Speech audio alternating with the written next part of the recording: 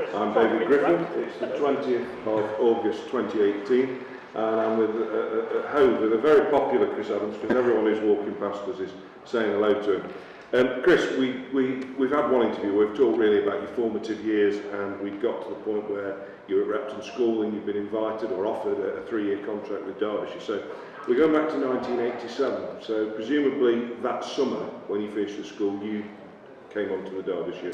Yeah, well, my contract was to start April 88. So my full-time contract started then. The rest of that summer, I played representative cricket, and I do remember a very interesting intro into life as a professional cricketer, because I got a call from Phil Russell to say that he needed me to come up to Scarborough and be a 12th man. It was a Scarborough festival, and us, the second team, had a fabulous year and had reached the final of the second team trophy. It used to be called Bain Doors, but I think it was Bain Clarkson. Bain Clarkson, yes. We won it, didn't we? Absolutely, and so the club sent a very strong second team down to play in that final. Yeah, it was, yes, and that left the first team squad a little bit threadbare. So I remember Phil picking me up from my home in his green Mercedes, and Frankie Griffiths was in the back, young Frankie Griffiths. The pair of us were to go up and do 12th and 13th duties, and we went up to Scarborough and arrived at the hotel at 10 o'clock, and of course it was chaos in the hotel. Got 4 professional teams in there, all having a bit of a party, because it was the Scarborough Festival and the cricket wasn't too serious. It's like the Asda Trophy and the that was it. Trophy. You got it, yeah, you're absolutely right. Yeah, I mean lunch. They used to serve lunch with beers and wines and stuff like that. You know, mid innings. Anyway, we went up there. I remember getting up early, going to the cricket in the morning with Phil, and there was the gates were shut. You know, he was one of those get up early, go, and of course we sat and waited and waited and waited. And it was 10 o'clock. Game starting 11, and there's probably only half a team there at that stage. And anyway, one or two came in and declared themselves unfit, shall we just say.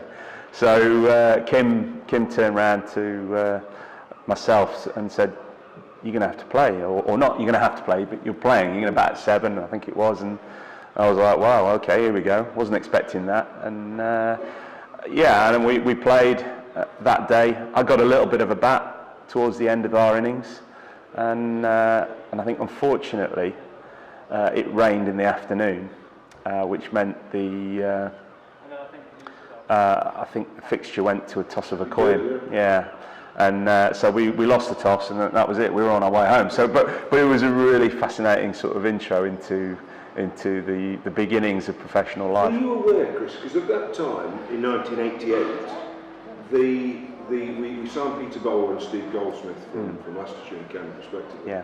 And in the preceding couple of years, people like Bob Taylor, John Hampshire had gone. Michael Holding was come to the end of his tenure. But there was that gradual move towards what would become one of Derbyshire's finest ever teams. Yeah. That rolls off the tongue, Bowler, Morris Adams, and Cork. Were you aware that you were part of a developing team? I guess not immediately. So I came in the beginning. I still remember that April '88, going in pre-season and being in complete awe of the players that were there. Who were you in awe of? Well, Michael Holding for one. I don't know whether I can't quite remember whether John Wright was still there for that year. Yes, he was. So those, they shared overseas duties, and to be in a dressing room with those people was quite extraordinary. Did they offer advice, or did you just learn from being around them? I think in those days the biggest asset any young player could have is the ability just to sort of sit quietly and listen and absorb what was going on around, and that's certainly what I tried to do. Where every single opportunity I tried to sit and listen. I remember one of the things I remember quite clearly about that year, most of the teams we were playing against were doing their sort of group warm-ups and very much doing the sort of what would become to know as the normal now. But I remember Michael being absolutely adamant that his preparation was unique to him, and that who could argue with the fact that he would always, I don't ever remember him not delivering. He still says that he doesn't agree with the one-size-fits-all. Yeah. Pretty much. No, absolutely.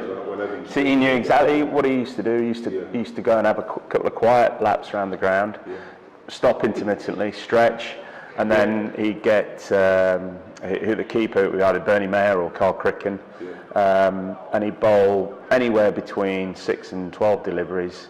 And he knew when he was right and ready, and that was it. That was his one. And you've been doing it at Horsham. You probably played 88 in a John Player League game. The players are out doing the warm-up, and suddenly his car pulled up. You're in the car. He got out in his West Indian tracksuit, did a couple of laps to the ground, played the game, got wickets, and he won it. That was a very different era. Can I just mention he's one of his partners, because obviously he opened the bowling with a very interesting character, one of the finest bowlers in Derbyshire's modern history, Stan Mortensen. What was Stan like? What was your first impression? Right, my first, after the first season, I'd managed to sort of, you get shuffled around a little bit. So for the first year, we never saw, like myself, Tim O'Gorman, Frankie, players like that, never saw the first team dressing room, always in the second team dressing room. The second year I remember being given, we had these big wooden lockers all dotted around the rooms, and I remember being allocated a locker, quite a nice one in the corner, until I realised it was next to Stan, and Ollie had the one next to me, and he was like, his locker was like a vortex. It used to sort of hoover up everybody's kit around it, sort of thing. So I'd always start the season with 3 or 4 cricket shirts and end it with one, thinking, where are they? And I'd find out they were in his. He just used to absorb them in. But amazing character, unlike I'd ever seen or met or come across before. Others you speak to say that he's actually, despite his heritage, very like the Cliff Gladwin kind of the man who knew his figures as he walked off at tea, bemoaned everybody for dropping anything. Was kind of a nuggety, old-fashioned Derbyshire bowler. He knows from that. Very much so. A few of them, very much so.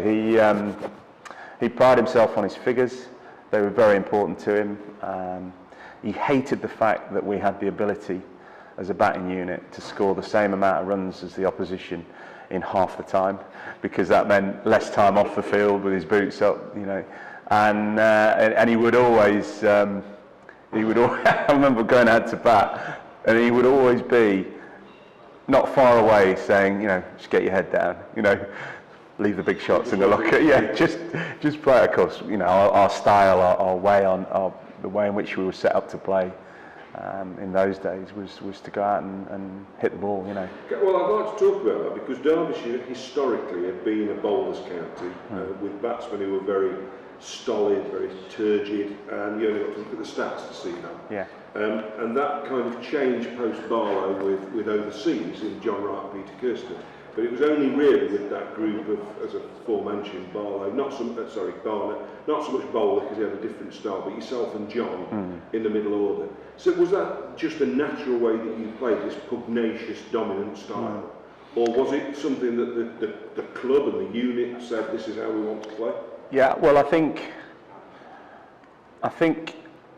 suppose the person who must take the most responsibility for that style of play would be Kim, because Kim was the captain. Is quite a very powerful presence as a captain. And I'll be the first to say I didn't agree with a lot of his ethos and a lot of the things that he would do in terms of building a cricket team and how he structured it and put it together. And we didn't always get on.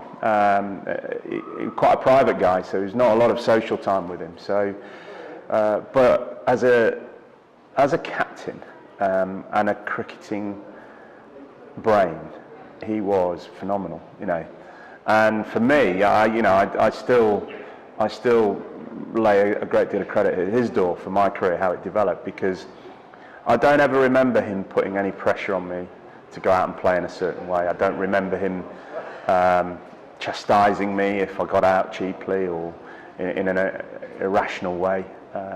I only remember him encouraging me to go and play positively. And I guess that's because that's how he played. You know, he played the way he played a positive game of cricket, and was renowned throughout the county circuit as one of the hardest hitters of cricket ball at the time. And of course in John Morris, I had a sort of a bit of a mentor, somebody I really looked up to as a stylish cricketer. And I guess between the two, the approach of being really positive but trying to do it in a stylish way was how I tried to sort of adapt my own game. What about from a coaching perspective? Because what I always find really interesting is that I look back to that era and Phil Russell was termed the coach, but he was actually probably the best spotter of players when you think of the players.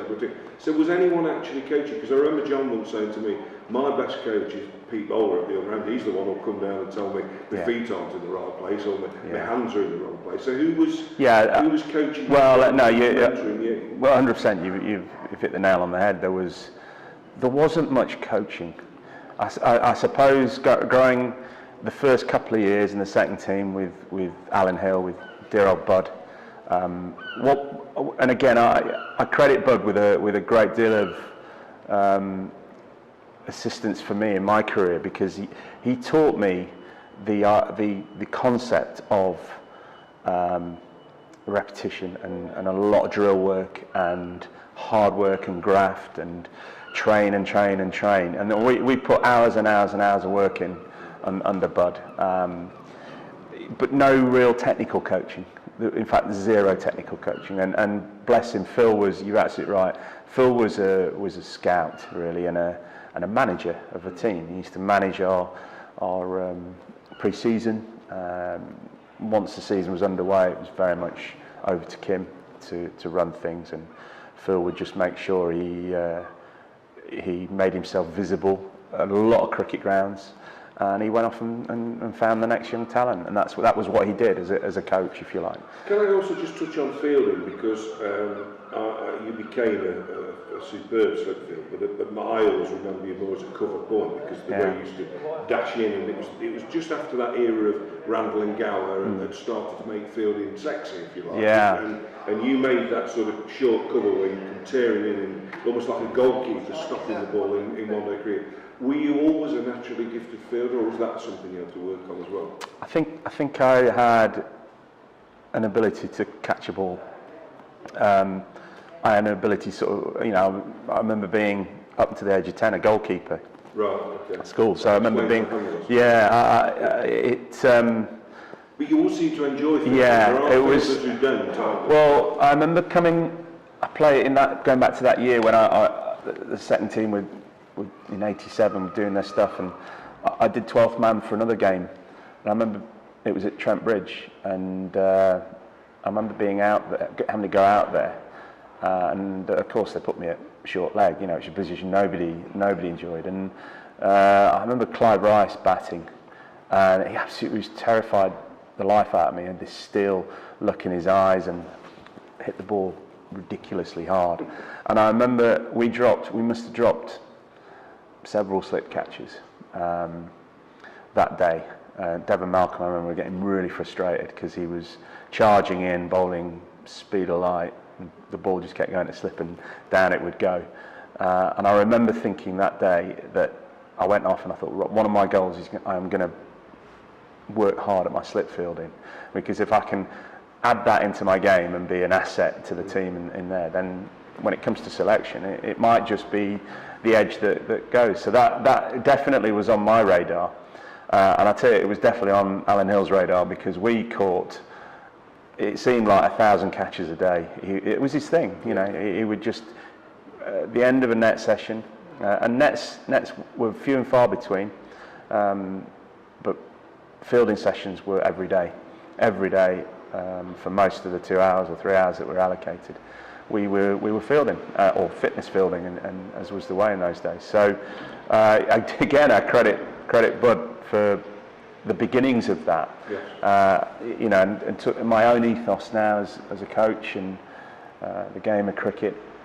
There is a correlation, I believe, between, and you look at this Test series that's unfolding now, and poor David Milan lost his place, and it seemed that most of the press around him was dropping catches rather than not scoring runs. And I truly have always believed that if you show me somebody who's catching well, then I'll show you a person who's either scoring runs or taking wickets. You know, form goes with that. Barlow's ethos when he came in '76, he said, one thing doesn't cost money. Yeah. Us becoming the best fielding side of the country. Yeah. And he said, that's what we're going to do. We're going to become the best fielding side of the country, because everything else will follow once we become the best catchers.